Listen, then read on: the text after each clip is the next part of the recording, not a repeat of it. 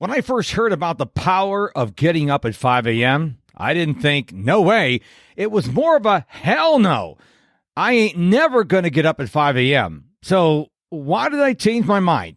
Hi, I'm Mark, and this is the Mr. Productivity Podcast, the podcast that's all about solopreneur productivity, simplified and delivered weekly in bite-sized 30-minute or less episodes. Now, before we dig into the heart of today's episode, I have something special to share with you.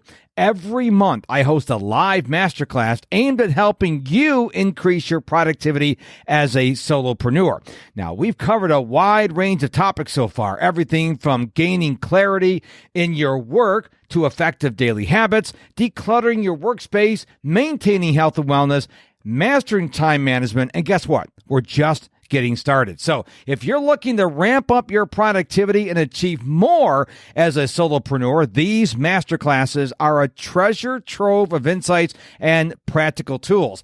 Now, just head on over to my website, mrproductivity.com/masterclass. Remember, Mr. is all spelled out, M-I-S-T-E-R, mrproductivity.com/masterclass, and sign up for the next live masterclass. Learn from these interactive sessions, engage with a like-minded community, and transform the way you work. So what are you waiting for? Head on over to mrproductivity.com/masterclass and sign up now for our next masterclass. Okay, let's get started about me and my hate for and love for the 5 a.m. club. Now, before we get started, let me put things into context for you. I'm a 58-year-old married solopreneur, and we're empty nesters except for our four-legged friends. We have two dogs, a 50-pound lab mix named Gracie, and 11-year-old 20-pound Bichon Frise named Sadie.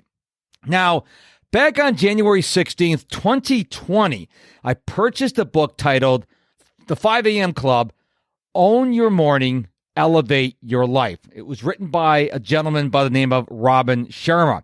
Now, I don't remember why I purchased this book, but let's say I was more than a little skeptical about the whole 5 a.m. thing. Now, this book was not the first time I heard about the power of getting up at 5 a.m., but I have been a solopreneur since I was fired from my corporate job back in July 2005.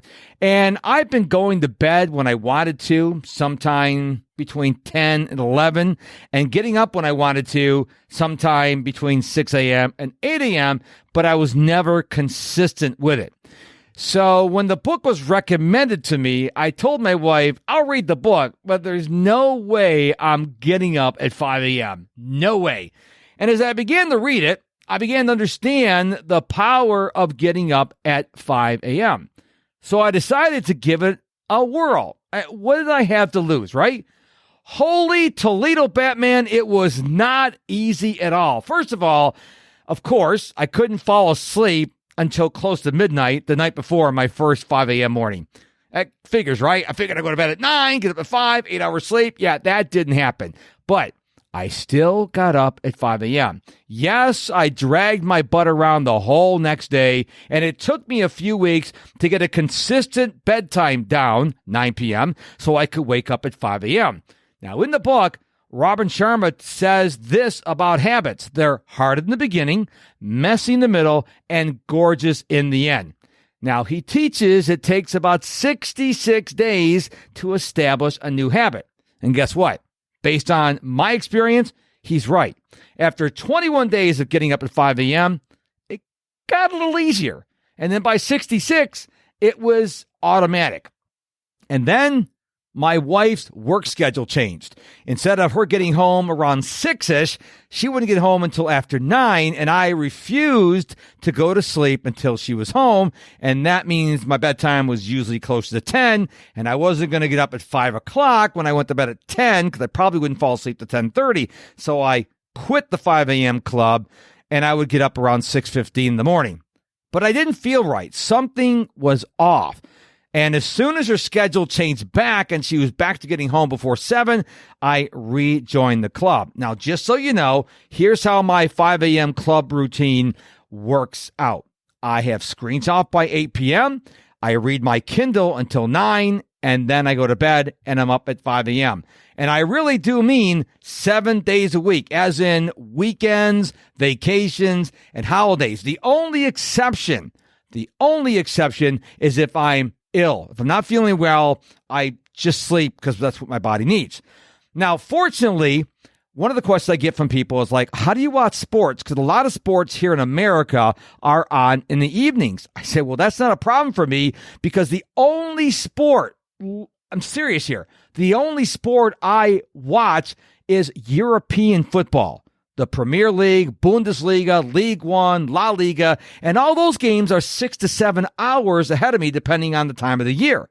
So most of those games are on the weekends, Saturdays and Sundays, and they're on in the morning for me between 9 a.m. and 1 p.m.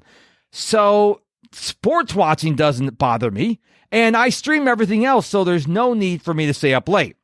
Now, I do wear an Apple Watch Ultra to bed because it tracks my sleep, and I have that alarm set for 5 a.m., and it does wake me up about 50% of the time, but I'm kind of like beginning to stir anyways because my body's so used to getting up at 5 a.m. Now, the question I get asked all the time is why? As in, why do you get up at 5 a.m. every morning? The short answer is because I want to. I love getting up before the sun wakes up. I feel as if I have a cheat code for life. But I admit that getting up at 5 a.m. is not for everyone. But before you say it's not for you, I want to ask you this question. Have you tried it yet? Now, I know that you may not be an empty nester. You may have a whole brood of kids. I get that. But have you tried getting up at 5 a.m.? Remember, Robin Sharma says it's hard in the beginning, messy in the middle, and gorgeous in the end. If you haven't tried it, don't say it won't work for me. Give it a try. Now, as I shared with you, it was not easy for me in the beginning, but I'm so thankful I am a member of the 5 a.m. club. And I do get up 7 days a week at 5 a.m. Now, on Sundays, we go to church. We leave for church and Bible study around 8 o'clock. Well, I run a 5K every morning, but when you get up at 5 o'clock, you have plenty of time to get the 5K in, to do my run, take my shower, get dressed, and still be out the door plenty of time. But I want you to consider trying this if you've never tried the 5 a.m. club. Try it. Try it and see how you feel. It will be difficult in the beginning, especially if you're like me, going to bed at 10 or 11 o'clock and getting up at 6, 7, 8, 9 o'clock in the morning, maybe later in the weekends. It is going to be difficult. Stick through it. I promise you, you're like, wow, this is great. I do feel like I have a cheat code for life. Now, the 5 a.m. Club book by Robin Sharma, available on Amazon. I've read that book 3 times, and I'm going to read it probably once every 1 or 2 years because I want to be continuously reminded about why I'm doing the 5 a.m. club and the power of getting up at 5 a.m. So 2 homework assignments for you. Number 1, if you got value out of this offer, listen to me. I am offering you to try the experience of getting up at 5 a.m. But if you have received value from this podcast episode, do me a huge favor, share this episode with 2 or 3 of your friends. Because if you got value out of it, they will too. And the second homework assignment for you is to head on over to my website, MrProductivity.com. Remember, it's MISTER, MrProductivity.com. There you can find out about my live masterclass, my one-on-one coaching. You can read my blog. Anything you want to know about me, Mr. Productivity, is at MrProductivity.com. Thank you so much for your time and attention, for listening to this episode of the Mr. Productivity Podcast. I'll be back real soon with a brand new episode. Until then, remember to stay productive and stay positive.